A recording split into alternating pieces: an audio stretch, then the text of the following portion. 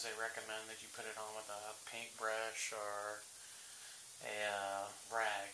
I don't like doing that. I always use these. They go on really nice, soak into it real good. Like I said, I was thinking about the cherry, but I've decided to go with this. It's a Sedona Red. Sedona Red 222. I used it on a previous project, and I just absolutely love the color that comes out of it. I mean, it is deep and vibrant. It really makes the wood just absolutely glow. I mean, it takes out the natural look of the wood. I mean, so that is what I'm going to go with. Lots of people say stir these up with a stick. Don't stir it up with a stick. Just sit there and shake it like you would a pop can before you hand it to somebody you don't like. So, good 2-3 minutes shaking it up nicely. And then you got your lacquer. Or, well, your stain. But anyway, I'm going with a Sedona Red 222. I'm going to show you a little bit more of this so you can see what it looks like. Now, with this Sedona Red, along with a lot of other stains, the longer you sit, the deeper the color is going to get. And, you know, it's going to look better. So, I'm going to go a full 8 hours on a finish dry with it. And it's always important when you're using these not to do the excess. You always want to go with the grain when you're doing these.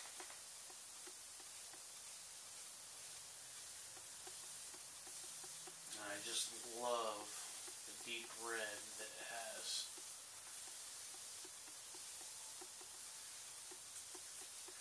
And you don't want to leave globs on there. You really just want to make sure that you absolutely use up everything that's on the wood.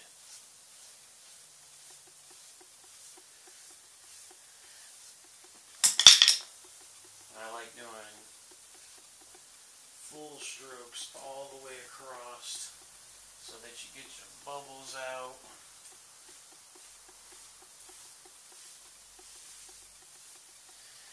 And that you don't have starting points and stopping points and everything else. And see, I'll apply it like this with short strokes, but then I'll go all the way to the end and I'll drag it the whole length. Very important to go with the grain anytime you're using the stain, and very important also not to have excess. You don't want any unevenness or anything like that. No bubbles. Man, I love this color. So I'm going to show you how I just do the top. And always going in the same direction. And now that I got my full coat on there, I'm going to start dragging it, going the full length, making sure I got all the excess off there. And I'll keep doing this for a little bit, unlike some, the way some people prefer to do it. They'll put it on and, walk away. I'll do this for a little bit, and I'll let the wood take it and drink it up. And with this wood being as old as it is thirsty. But I mean, man, can you beat that color? Just look at it. If the camera will focus. That's good enough. But anyway, it's absolutely amazing. The wood's going to drink it up. You'll be able to see the grain in the wood a lot better after it drinks it all up and everything. And when you're doing this, also make sure you're doing it in a ventilated area, or else you're going to be breathing in all these fumes, and you'll probably get a little tipsy. You don't know what was in the wood before. That's also part of this, you know. Got my garage door wide open and just letting it ventilate out, because I do not want to breathe this in, or especially the wood from before, because like I said, I could tell it was stained, and I don't know exactly what they used back in 1943, but I don't want to be breathing in any heavy lead paint or anything like that. So I don't want the brain damage that goes with it any more than the brain damage that I already have, as most of us as men have extreme amounts of brain damage. That's why we do the stupid things we do. But you see how I just continue to keep going over this. And I'm taking it out of the can, I'm draining it out of the brush, just getting that excess out. And I'll just keep working it. Just keep letting that wood drink it up, keep smoothing it over, so that I don't have any bubbles, I don't have any buildup, and just get to a point where I'm happy with what it looks like. As you can see already, you know, the grain's starting to show. I'm going to keep working at this. Obviously, I got a lot to do, so I will bring you back after I have completed the stain. Alright. I got the first coat put on now, and 8 hours from now it'll be dry. I would say I don't suspect to be up in 8 hours, but I will be up in less than that. I'm going to have 2 3-year-olds tomorrow, my son and my nephew. It's always fun when you have 2. But anyway, I got the first layer on. The light's kind of taken away from it some. I don't have the best lighting going on here right now.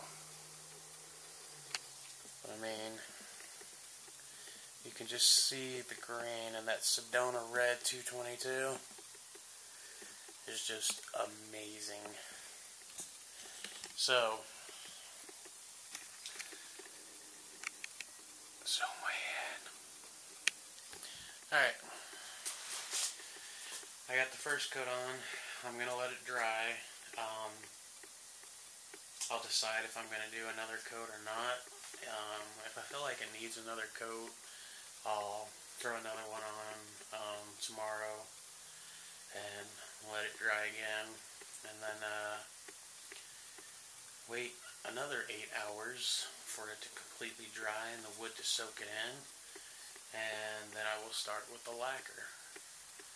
And then after I get that all finished and everything, we'll address the hardware. this video might be split into 3 parts. So, anyway, it's looking great. I'm loving it right now. Love that Sedona red.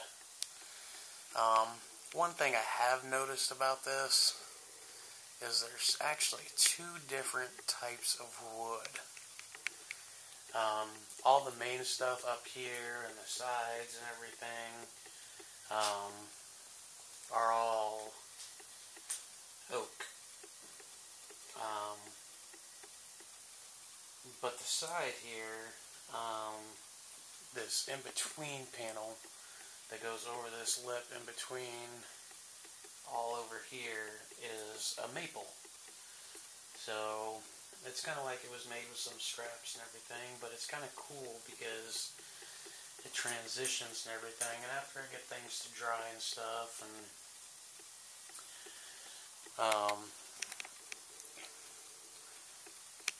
I will take it back and show you full 360 and everything, how I'm talking about, you know, the oak and the maple and everything. But man, I love that maple. I wish the whole thing was maple. Nothing wrong with oak. I just love maple. But, yeah, we're going to let it dry, and we'll kick it off again after it starts to dry up and move on to the next step. And hopefully in the near future I will get my workbench back. So, another project in the mix. Got this done, which means I'm going to have a lot of tools. Old tools, planes and chisels, and my lathe chisels, and different hammers and axes and hatchets, and I got a draw knife in the mix right now that I'm doing a video on. It's 90 years old. It's from the Ohio Tool Company, a 10-inch draw knife. It's amazing, but needs a ton of work. Wasn't taken care of properly. So, one thing at a time. We'll see you in the next one.